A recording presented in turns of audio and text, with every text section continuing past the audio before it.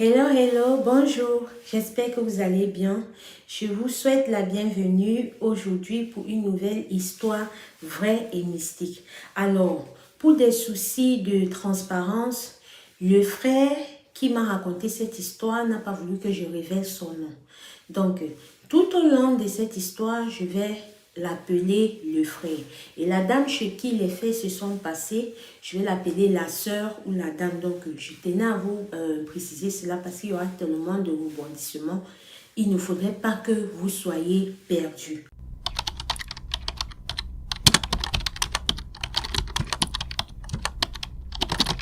L'histoire d'aujourd'hui se passe à Vancouver, au Canada. Alors, le frère m'explique qu'il était en Afrique, au Cameroun. Il a fait ses différents papiers pour pouvoir immigrer au Canada tel que beaucoup le font. Quand il est arrivé là-bas, étant pleinement diplômé au Cameroun, il a fallu que, pour pouvoir trouver un emploi décent là-bas, dans son cas, il a fallu qu'il reparte faire une mise à jour, voilà, de ses diplômes et tout. Bref, qu'il refasse une nouvelle formation là-bas pour avoir un diplôme canadien. C'est ce qu'il a fait. Maintenant, pendant la période où il faisait ce dernier, les ressources financières avec lesquelles il était venu du Cameroun ne faisaient que diminuer de jour en jour. C'est ainsi qu'à un moment donné, voilà, il a été buté parce que il ne pouvait plus réussir à payer sa chambre en colocation où il vivait. Ayant la famille en Afrique qui n'est pas très aisée, c'est ainsi qu'il a essayé de parler à deux, trois personnes. Et dans les deux, trois personnes-là, c'est comme ça qu'il y a un gars qui lui dit que, ah, on a une de nos grandes sœurs ici, là, que vraiment, c'est une femme très bien. C'est une femme elle a tellement un grand cœur. Elle a l'habitude d'aider les jeunes. Elle vit seule. Elle était d'abord mariée à un Whitey, voilà, un Canadien. Mais c'est fini entre eux, donc ils n'ont pas d'enfants. Ce qui fait qu'elle est toute seule. Et de temps en temps, quand elle apprend qu'il y a un Camerounais qui est dans la détresse, voilà, si elle peut aider, elle va aider. Donc, par rapport à ton problème de chambre, vu que c'est difficile, que tu gères les deux bouts et tout, essaye de contacter la dame. C'est comme ça que son ami là les a mis en contact. Quand on lui met en contact avec la dame en question, il explique à la dame un peu ce que je viens de vous expliquer. Déjà, il vient d'arriver, les ressources financières sont finies et même les petits jobs qu'il fait, c'est le genre qui peut juste l'aider à manger, acheter les petites choses nécessaires du quotidien et tout, mais garder une certaine somme consistance, voilà, pour pouvoir gérer sa chambre, les factures. Pour l'instant, c'est un peu trop pour lui. C'est là où la dame lui dit que, ah, je pense que ton ami a dû te dire, moi j'ai l'habitude d'aider les gens, donc tu dois remercier le Seigneur que tu sois tombé sur moi. C'est pas grave. Moi j'ai une grande maison ici, là, et je peux bien t'accueillir le moment que tu te refasses une santé financière, le moment que tu trouveras que c'est prêt pour toi, tu peux partir, il n'y a pas de problème. C'est comme ça qu'il cause avec la dame, ils échangent et tout. La dame lui demande que, ok, tu penses que tu pourras aménager quand il dit à la dame que le temps de finir, le mois-ci, la paperasse et tout, je viendrai en début de mois prochain. Le début de mois arrivé, c'est comme ça que le frère a arrangé tous ses cartons. Il est parti vivre chez la femme. Quand il arrive chez la femme lui fait comprendre que, ok, vraiment, tu es ici comme mon invité. Je ne veux pas de toi que tu fasses le ménage, tu cuisines, rien, non. Si ce que tu veux peut-être cuisiner, tu peux te faire un truc vite fait et tout, mais un genre de cuisine trop, là, c'est pas la peine parce que je vais souvent cuisiner pour nous. Comme tu es en difficulté financière, c'est pas grave, je vais t'aider sur ce point-là. Et pour le ménage, vraiment, tu as déjà ton école qui te prend la tête, tu as tes petites alternances que tu fais, donc pour le ménage, il faut laisser, je vais nettoyer ma maison. Et en plus, j'adore nettoyer ma maison à ma manière. Est-ce que tu as compris? Le frère me raconte que quand la dame lui a dit cela, que non, il n'y a pas de problème. Vraiment, je vous remercie beaucoup. Je suis vraiment touchée parce que nous qui venons d'arriver ici, là, c'est pas facile pour nous. C'est très difficile, voilà. Et trouver une personne comme ça qui accepte de m'héberger, qui accepte de me nourrir, de faire le ménage pour moi, vraiment, vous êtes une dame en or. La femme a juste souri. Et puis, cette journée-là est passée. Ils ont commencé à cohabiter dans la maison et tout allait bien. Le gars, il respectait les conditions données par la femme qui était de ne pas faire le ménage et entre guillemets de ne même pas cuisiner. Donc, il s'occupait juste de sa petite personne. Notons que la chambre dans laquelle elle a mis le frère, même la chambre là, c'est elle qui nettoyait. Ce n'est pas le frère, il ne faisait rien à part se laver, manger, peut-être se faire 2-3 sandwichs, c'est tout. Le frère est resté maintenant. Il explique que un jour, il était au campus, voilà, il était avec son ami qui les a mis en contact.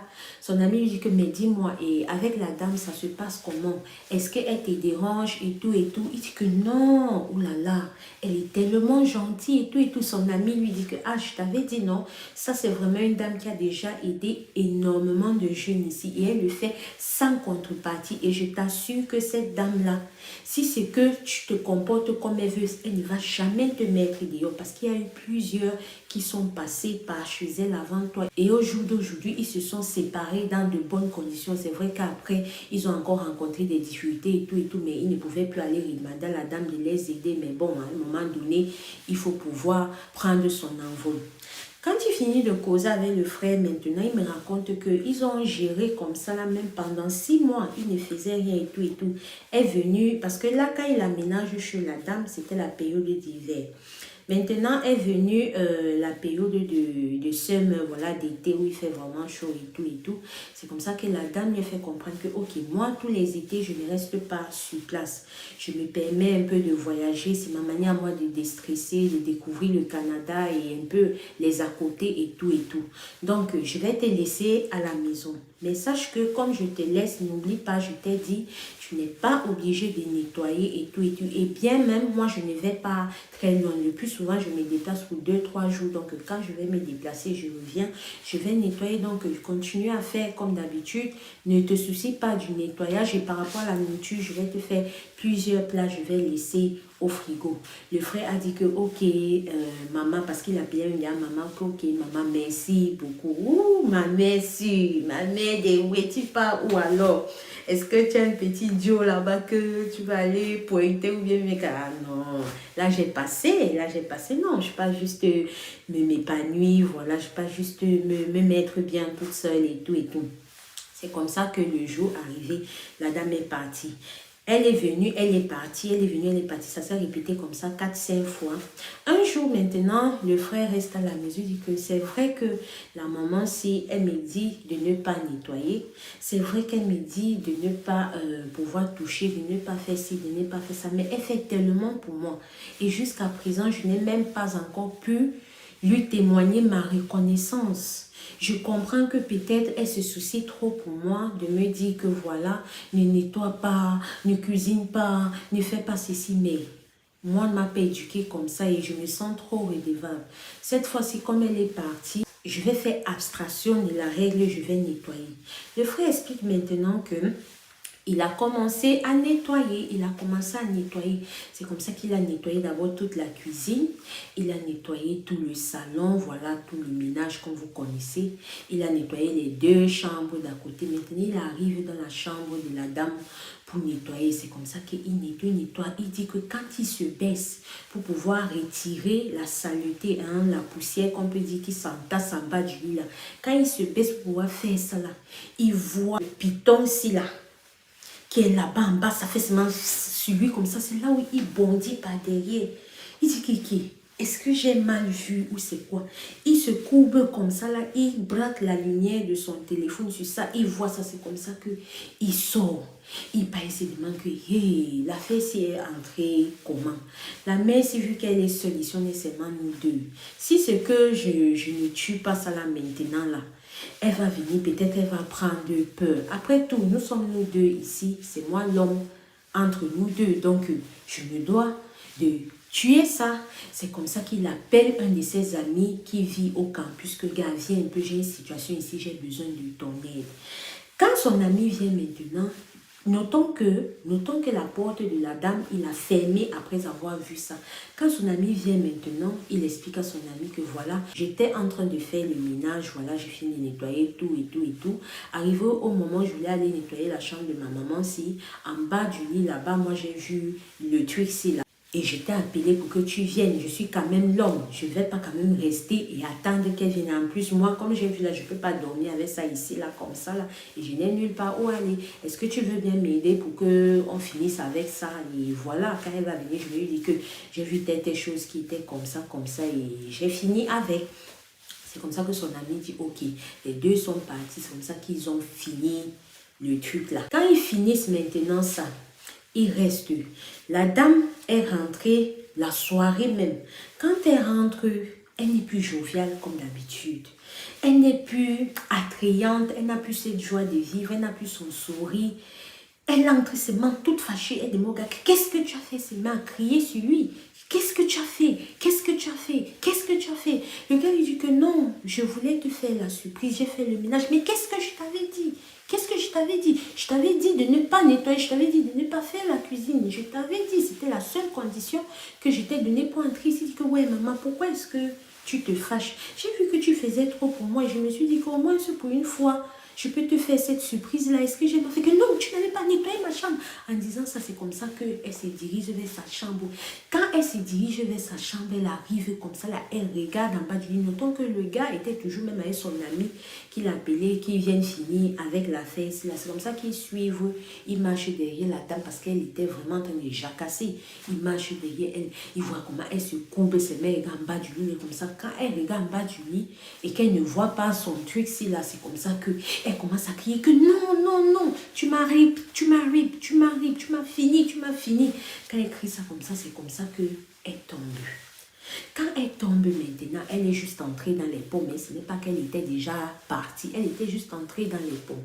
Quand elle entre dans les pommes comme ça, les gars restent, ils sont dépassés que qu'est-ce qui se passe avec la mère? C'est là où son ami lui dit que attends un peu, il y a mon pasteur là, il faut que je l'appelle un peu parce que la situation, si elle se fâche que tu as nettoyé, on a trouvé la fête, on a vu.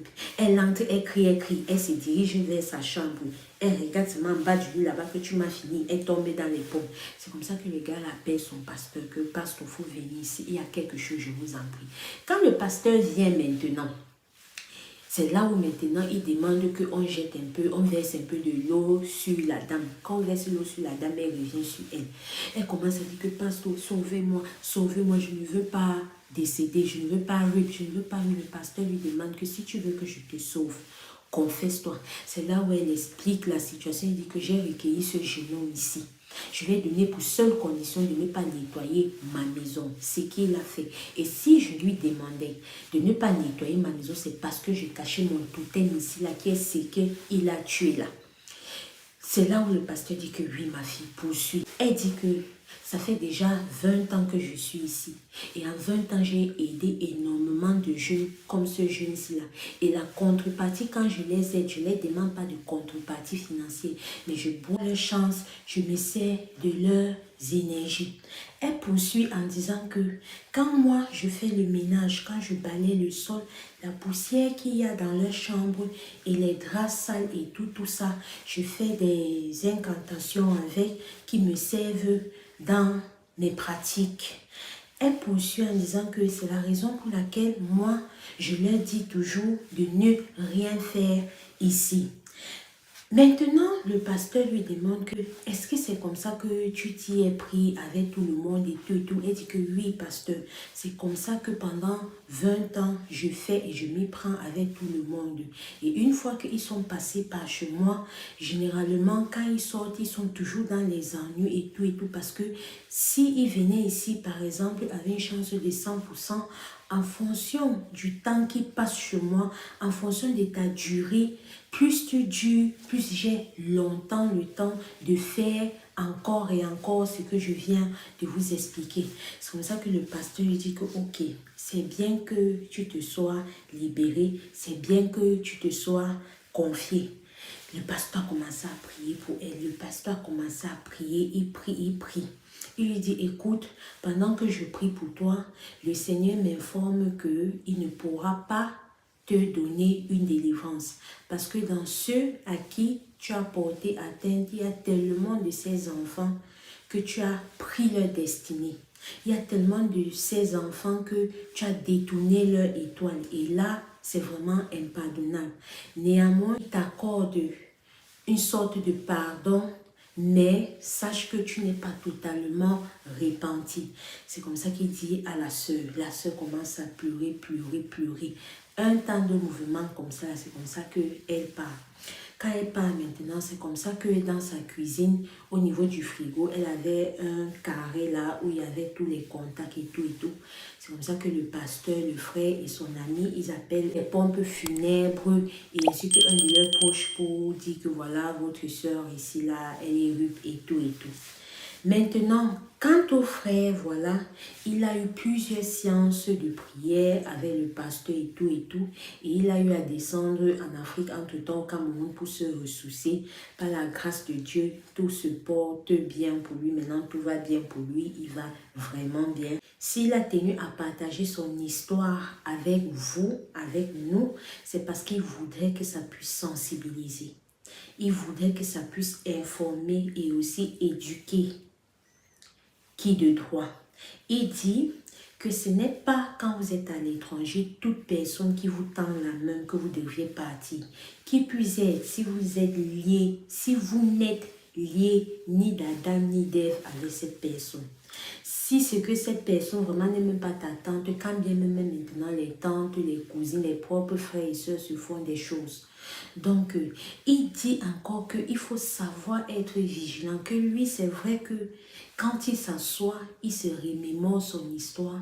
Il y a eu plusieurs points sur lesquels, s'il avait ouvert un peu ses yeux, s'il avait fait marcher son cerveau, il aurait compris que ce n'est pas normal. Mais parce qu'il était dans le besoin à cet instant T-là, il n'a pas vraiment réfléchi. Pour lui, c'était la priorité d'avoir où se coucher, d'avoir où il peut être au chaud et tout et tout.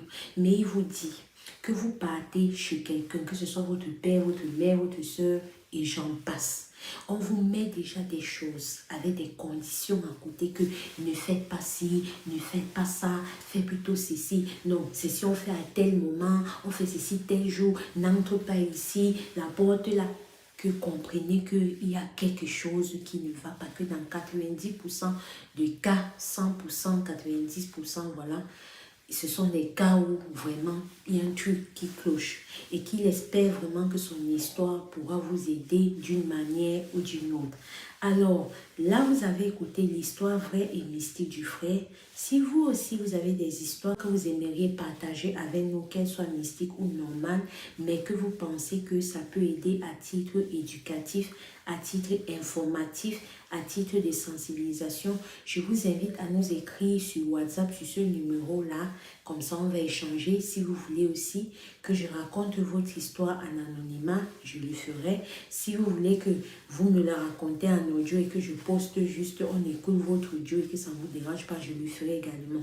Qu'importe dans lequel des cas, situations que vous allez choisir, il y aura un moyen qu'on puisse s'entendre. Alors, si ce genre d'histoire, s'il te plaît et tout, et si cette histoire, si particulièrement t'a aidé à comprendre quelque chose, je t'invite à la partager, je t'invite à la liker, à t'abonner et activer ta cloche de notification. Si possible, commenter. Parce que c'est de cette manière-là que je sais que, voilà, les histoires que je vous propose vous plaisent. Et tout. Quant à moi, je vous dis un bonjour et une bonne nuit en fonction de où est-ce que vous m'écoutez. Et je vous dis à très bientôt pour une prochaine histoire. Mais avant, je vous conseille, je vous l'implore, soyez toujours prudents, priez sans cesse. Merci, au revoir. Le dehors est miné, les amis.